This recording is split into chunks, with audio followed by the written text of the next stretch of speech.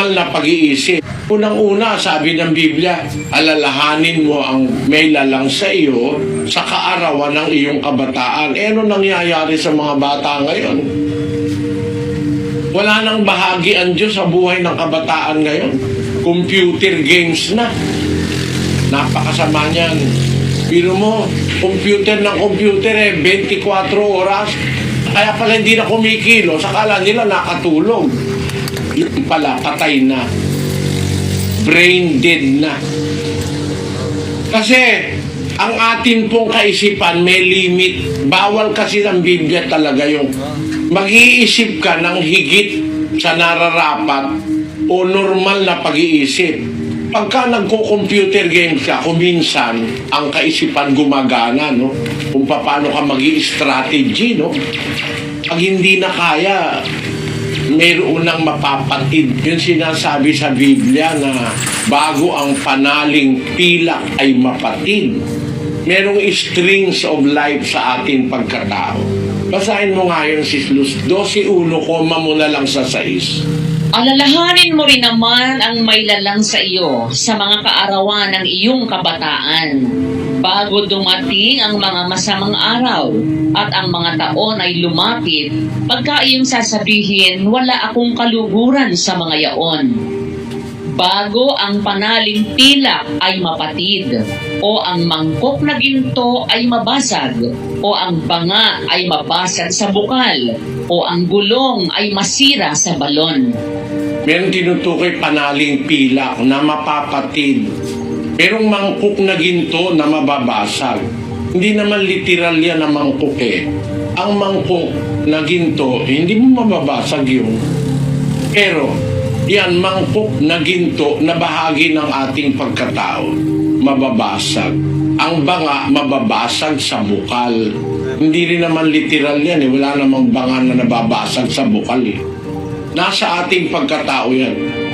Yan, mga inner faculties ng tao na pagka tumatanda, nasisira, napapatid yung panaling pilak. Ang nangyayari, bata pa mangyayari na sa iyo yan. Pag wala kang alaala sa Diyos, ang gusto mo, mag-computer games na lang, eh talagang impyerno, sadlak mo niyan. Kaya mga kabataan natin, bantayan natin. Nakita nyo na yung mga anak nyo, nagko-computer. Halimbawa, computer games na hindi naman violent. Ako kasi, kuminsan pagka ako'y pagod na pagod, gusto kong makatulog, mag-i-scrabble ako. Pero pag nakaka-20 minutos na ako, nakukonsensya na ako eh. Sabi ko, 20 minutos, marami ng talata mababasa ko nun. Kaya naman ako nag-i-scrabble para maragdagan pa rin ang aking bokabularyo sa English. At saka talagang bata pa ako, nag-i-scrabble na ako. Yung scrabble na hindi sa computer, yung may scrabble board, di ba, no? Eh pagka ako'y naka 20 minutos na, nakukonsensya na ako, medya ora. Ayoko na, sabi ko. Pagbabasa na lang ako ng Biblia, mas marami pa akong matututunan. O kaya, yun lang, paminsan-minsan lang yun. May mapapakinabang ba sa video game? Mawala namang pakinabang talaga eh. Ang nangyayari, kalapastanganan sa magulang, nagkakasakit yung bata, nawawala ng physical activities, nasisira ang utak. Ano mapapakinabang? Hindi ba nga distraction pa yan? Yung paglalaro ng excessive sa mga video games. Kahit na hindi yan violent, pagka 1 oras na, 2 oras na, masama na yan. Mababawasan ang productivity ng tao eh. Mababawasan ang physical activities mo. Higing stagnant yung katawan mo, tapos naka-expose ka sa radiation ng computer, masama sa'yo eh. Sa lahat ng paraan, masama yan eh. Walang mapapakinabang dyan. Gagastusin mo yung oras mo. Huwag kayong gumastos ng maraming oras dyan. Mali yan. Wala kayong pupuntahang matino. Addiction yan. At yung addiction na yan, maraming sisirain.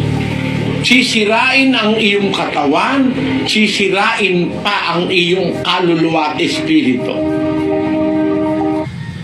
Si kapatid na Philip Rosal, isa pong Katoliko. Sige po, kapatid. Magandang gabi po, brother. Sa dinami-dami po ng mga relihiyon po ngayon, tila po nag-aaway-away po, nagtatalo-talo po. Sa inyo pong palagay sa bandang huli, meron po bang mananaig sa mga ito kung meron man? At sa tingin niyo po ba, ang religion po ba ay kailangan po natin ng religion para maligtas tayo? Or kahit meron lang tayong paniniwala sa Diyos, maliligtas tayo? Yun lang po. Salamat po. Alam mo kapatid, salamat sa pagdalo mo kapatid na Philip. Unang-una, ang Diyos ang nagturo ng relihiyon. Ang tawag sa Biblia sa relihiyon, yung salitang Grego sa original na salita sa Biblia, threskia. Ang kahulugan ng threskia, pakilagay sa screen, ay ceremonial observance, religion, worshiping. Ang threskia, pagsambayan. Pagsamba na tama. Relihiyon na tama. Ceremonies na tama ayon sa Biblia. Kaya, kailangan ba ang relihiyon? Abay, ang may sabi ng relihiyon ang Diyos Siya nga ang kailangan nating sambahin Kaya, pagka susunod tayo sa Diyos, kailangan natin sumamba sa Kanya, kailangan natin ang relihiyon. Yung tamang relihiyon o tamang pagsamba. Kailangan yon para tayo maligtas. Ang Diyos ang may formula ng tunay na relihiyon Nababasa sa Biblia, ang Kanyang mga itinuro para maganap yung pagsamba o relihiyon na itinuro niya sa Biblia. Mula sa panalangin, pagluhod, klase ng panalangin, kung ano ang sasambahin, kung paano mananalangin, kung paano mamumuhay, kung paano magdadala ng pamilya, kung paano every way of life. Yun ang religion sa Biblia. Religion is a way of life. It is inevitable for salvation. Kailangan natin yun. Yung turo ng Diyos. Ang kabuuan nun, yun ang nagre-represent ng way of life o ng relihiyon ng isang tao. Kaya kailangan yun kapatid. Hindi yung ideya ng iba. Kung hindi na kailangan niya iglesia, hindi na kailangan niya relihiyon. Ba't nagtayo ang Diyos ng relihiyon? Ba't nagtayo siya ng iglesia? Di naman pala kailangan. Punta ka sa bukid. Kita mo, mga damo, may mga siit, may mga makahiya. Nung bata ako, tuntua ako doon sa makahiya. Pagka hinipo mo, titiklop siya. Tuntua ako, lahat ng makahiya, hinihipo ko. Sabi ko, nararamdaman nila, no? Sabi ko sa loob-loob ko. Nung lumaki-laki ako, sabi nung lola ko, anak, kumuha ka nga ng makahiya. 7 puno ng makahiya. 6 mo lola yung makahiya. Ang ate mo hindi dinadatnan. Hindi nireregla. Papainumin ko ng makahiya. Yung palang makahiya, pagka nadidili ang regla, pwede palang panggamot yun. Nung ko lang nalaman, yung makahiya pala, meron palang silbi yun. At nung nag-alaga kami ng kambing, abay, paborito pala ng kambing yung makahiya ang kinakain maraming tinik yun doon sa nguso ng kambing, walang tinik-tinik doon. Kinakain niya yung makahiya Pati damo kinakain. Naisip ko, lahat pala ng nasa mundo, kailangan. Kung yung makahiya, kailangan. Yung pakayang iglesia, yung relihiyon na pinamuhunanan ng dugo ni Kristo, 20:28 ng gawa. Ingatan ninyo ang inyong sarili at ang buong kawan na sa kanila'y ginawa kayo ng Espiritu Santo na mga obispo upang pakanin ninyo ang iglesia ng Diyos na binili niya ng kanyang sariling dugo. Kaya nabayubay sa krus si Kristo, binili niya ang iglesia ng Diyos. Yung iglesyang nasa Biblia, binili niya ang ating kasalanan para tayo maligtas. He redeemed us from our sin. Saan? Sa iglesia ng Diyos. Yun ang relihiyong itinuturo sa Biblia.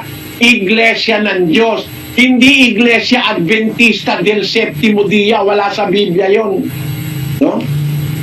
Ang kaisa-isang relihiyon na nasa Biblia, ang Iglesia ng Diyos, binili ni Kristo ng kanyang sariling dugo. Basahin mo sa lahat ng Biblia, andun yan. Oh, wala na lang pong panahon, marami pa naghihintay, dalawa pa eh. Lahat ng mga Biblia, basahin mo, nagtatag ang Diyos ng relihiyon o ng iglesia at doon niya itinuturo ang tamang pamumuhay sa iglesia ng Diyos. Doon itinuturo ang tamang pamumuhay, a way of life. Basahin natin ang unang Timoteo 3:15. Ngunit kung ako'y magluwat ng mahabang panahon, ay upang maalaman mo kung paano ang dapat sa mga tao na ugaliin nila sa bahay ng Diyos, na siyang iglesia ng Diyos na buhay at haligi at saligan ng katotohanan. Ano ang dapat ugaliin ng tao sa bahay ng Diyos na siyang iglesia ng Diyos? Kaya pag naanib ka sa iglesia, tuturuan ka ng way of life, ng relihiyon. Ang isang kahulugan ng relihiyon, kapatid, galing sa salitang Latin na religare. Ang kahulugan ng religare ay para itali uli, itali. Kasi yung re, muli, again. Yung ligare means to bind. Religion means to tie again. Itatali uli tayo sa Diyos. Napahiwalay kasi tayo sa Diyos eh. Nawala yung legion between man and God sa kay Adan at kay Eva, naputol. Pinutol ng pagsalangsang ni Eva at ni Adan. Yung legion between God and man, ang pagkakaisa ng Diyos at ng tao, naputol dahil sa ating kasalanan. Kaya doon pumapasok yung salitang religare, religion. Pagkaroon uli ng legion between man and God. Kaya kailangan yon, kapatid. At ang tinuturo ng Bibliang relihiyon ay ang kung paano ka mabubuhay sa bahay ng Diyos na siyang iglesia ng Diyos.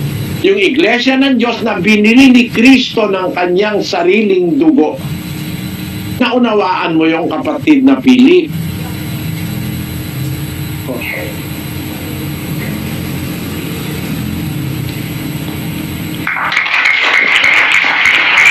Salamat kapatid na...